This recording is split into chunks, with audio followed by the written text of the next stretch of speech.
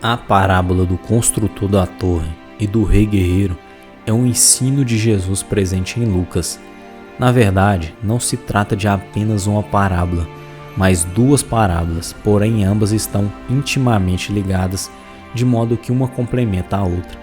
Assim, embora existam algumas diferenças naturais entre essas duas parábolas, seguramente podemos entender que elas tramitam com aspectos diferentes o mesmo ensino e significado. Portanto, uma interpretação correta dessas parábolas de Jesus exige uma posição indivisível das duas parábolas, e é por isso que muitos comentaristas as apresentam como uma única parábola. Jesus contou essa parábola durante sua viagem da Galileia para Jerusalém. Nessa ocasião, Jesus estava acompanhado de uma grande multidão. Na verdade, a grande maioria dessas pessoas tinha uma concepção completamente errada acerca de Jesus. Eles estavam seguindo o Senhor, pois o identificavam como um governante terreno e achavam que, quando chegasse a Jerusalém, ele iria estabelecer seu reino e finalmente exaltar a nação. No entanto, essa viagem de Jesus a Jerusalém tinha um propósito completamente contrário ao que o povo pensava. Em Jerusalém, Jesus seria traído, preso, torturado, julgado e executado no Calvário. Então, num determinado momento, Jesus falou sobre o custo do discipulado e utilizou essas duas parábolas para poder exemplificar seu importante ensino. Jesus usou duas cenas distintas em seu ensino. Primeiro, na parábola do construtor da torre, Jesus utilizou o cenário rural e a vida do campo.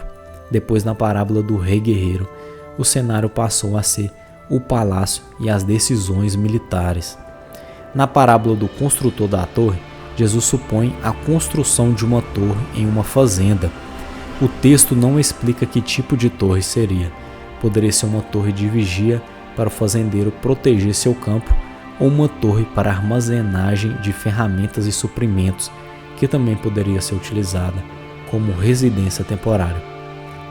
Considerando a ênfase dada por Jesus ao custo da torre, é provável que a última possibilidade seja a mais correta, já que uma simples torre de vigia em uma vinha tinha um custo muito menor do que um tipo de edifício agrícola.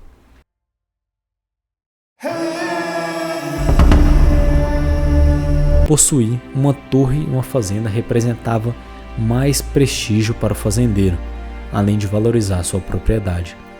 Todavia, Jesus ensina que se não for feito um planejamento correto dos custos da construção, os recursos podem acabar antes que o empreendimento esteja completo. Então, todo o respeito, prestígio e valorização que tal torre poderia trazer ao fazendeiro irão por água abaixo, e em vez disso, ele será alvo de chacota e ganhará fama de imprudente. Já na parábola do rei guerreiro, Jesus fala da avaliação estratégica que deve ser feita por um rei antes de entrar em batalha, a fim de analisar se com seu exército de 10.000 soldados poderá enfrentar um exército que possui o dobro do tamanho do seu.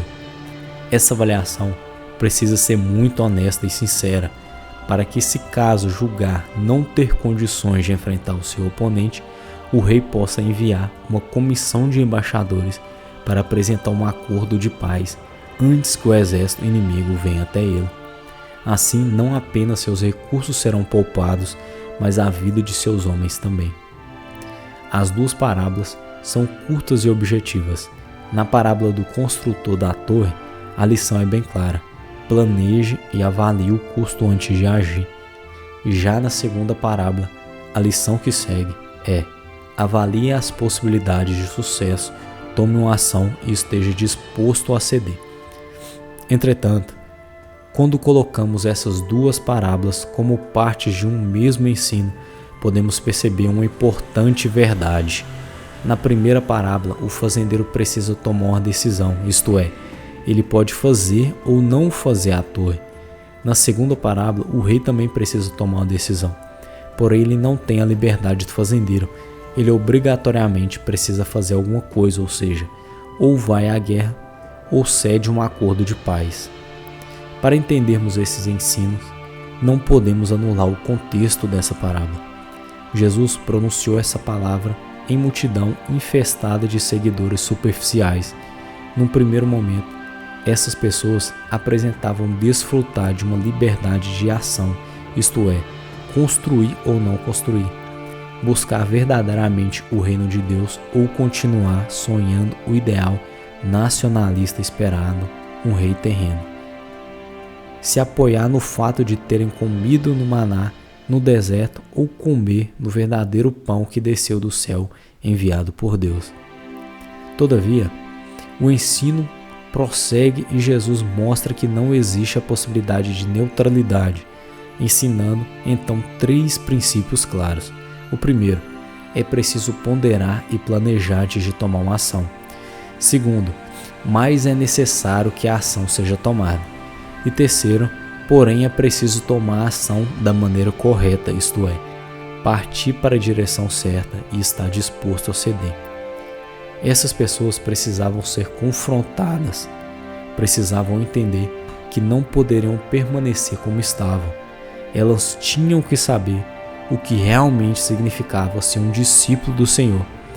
Neste mesmo capítulo, Jesus repete 3 vezes a sentença: não pode ser meu discípulo, ressaltando que não era qualquer um que poderia segui-lo. Você se lembra de que 2 parábolas estão dentro da seção do capítulo 14 que trata do custo do discipulado?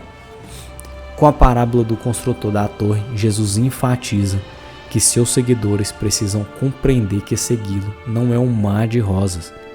Por isso, é preciso avaliar e refletir sobre o que verdadeiramente é ser um cristão. Enquanto que na segunda parábola, ele ensina que a genuína compreensão desse assunto conduz seus seguidores à autonegação e à capacidade de ceder e renunciar a tudo e a todos por causa do Evangelho. Em outras palavras, o ensino dessas 2 parábolas mostra que Jesus não precisa seguidores que não estejam completamente comprometidos com sua causa. Estes são como as sementes que caem nos lugares rochosos na parábola do semeador. Eles se empolgam, crescem rápido, mas não possuem raízes. Quando são submetidos a uma condição de teste, sofrimento e negação, eles desistem. O problema é que quando isso ocorre, a condição dessas pessoas passa a ser pior do que antes. Tentar construir a torre e não terminá-la traz sérios problemas para o fazendeiro, que se torna objeto ridículo, como da mesma forma e de prejuízo a batalha inconsistente e irreversível. É por isso que é muito apropriada a conclusão presente neste mesmo capítulo, onde naquela Jesus fala sobre a inutilidade do sal insípido, ou seja, o sal que não tem sabor. Jesus claramente afirmou que esse tipo de sal não serve para nada, ou seja, assim como o vexame da desastrosa construção da torre inacabada não pode ser apagado da mente das pessoas.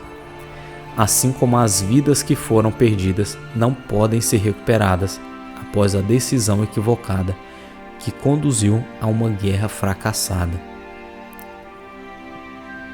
E assim, com o sal que perdeu o sabor, não pode mais ser restaurado. Da mesma forma, é impossível que aqueles que foram instruídos no conhecimento da verdade, mas resolutamente negaram a exortação do Espírito Santo, sejam também renovados para o arrependimento. Ao mesmo tempo em que a Bíblia ensina que o genuíno seguidor de cristão jamais se perde, também ensina que há muitas pessoas que parecem comprometidas com o Evangelho, caminham entre a multidão que segue o Senhor, mas acabam se revelando como construtores imprudentes e reis insensatos. Para estes, resta apenas uma terrível expectação de juízo. E você, compreende o que realmente é ser um seguidor de Cristo? Compreende a verdadeira causa do Evangelho? Está disposto a negar a si mesmo? Me diga aqui nos comentários. E até a próxima.